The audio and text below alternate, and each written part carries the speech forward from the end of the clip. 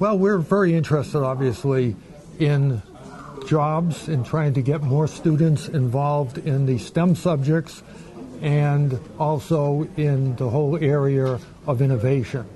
So are you specifically looking for ways to get more qualified employees into Qualcomm? Well, into the industry in general, because for people to afford smartphones, to be able to do useful things with them, they need to have jobs, but they also need to have a good education. And so our focus for many years has been on improving education as well. And how do you go about that? What will it take to improve education? Well, we've, for example, set up a charter school system in San Diego based on project learning, and that's worked out very well. About 5,000 students at the present time, mostly going on to college with STEM subjects, science, technology, engineering, math. We're also very involved at the college level and trying to improve education there. How far behind are we right now? Are we worried about not being able to fill tomorrow's jobs, or is it that we can't even fill today's high-tech jobs? We already cannot fill today's high-tech jobs. We have, as you know, great universities. We train excellent students. We just don't train enough of them in the subjects that are most rapidly changing, namely science, technology, engineering, and math type subjects. And so we need to encourage more students to prepare themselves and then take those subjects. Now, what's the basic approach? Do you have a specific educational model that differs from the traditional model? Well, of course, cell phones are now available to about, well, there are over 6 billion connections in the world, 7 billion people, so we're getting right up there. The question is how to use this mobile technology. We've been finding that when students have that available to them 24/7, it can make a major impact on their education. But we're also talking about remote learning where the student doesn't have to show up physically in the classroom. Yeah, I think these MOOCs, the massive online open courses or open online courses, right, are in fact have a great place in the future. In fact, one of the things I've been thinking about is whether for a 4-year college, in order to cut the costs, one might have the first year be on campus, meet the students, meet the faculty, get a feeling for what the college is all about. The next 2 years be virtual, and then come back for your final year where you do your networking.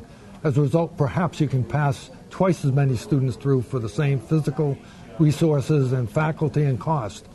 Are there any difficulties in implementing this? Any areas of resistance that make it harder to do? Well, I think it's quite clear that any changes that are significant will have resistance. Faculty are generally against moving away from the 4-year model.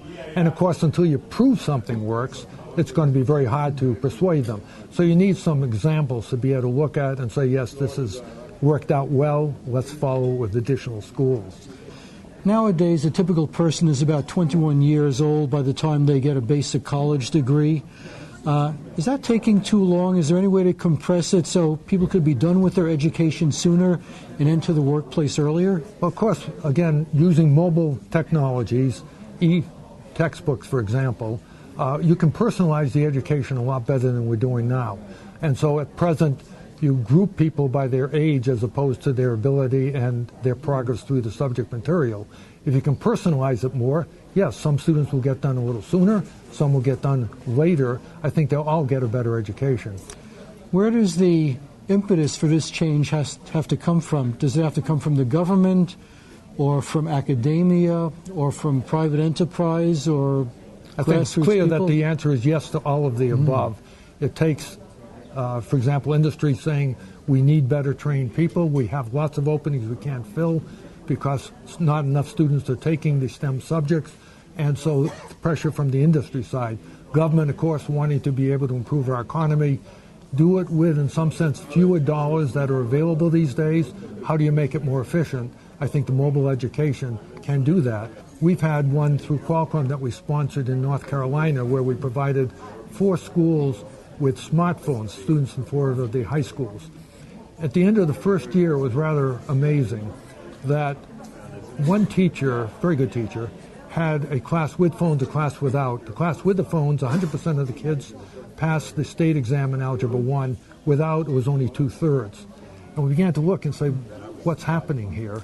And it was more the students outside the classroom having those ability to communicate among themselves that made the difference.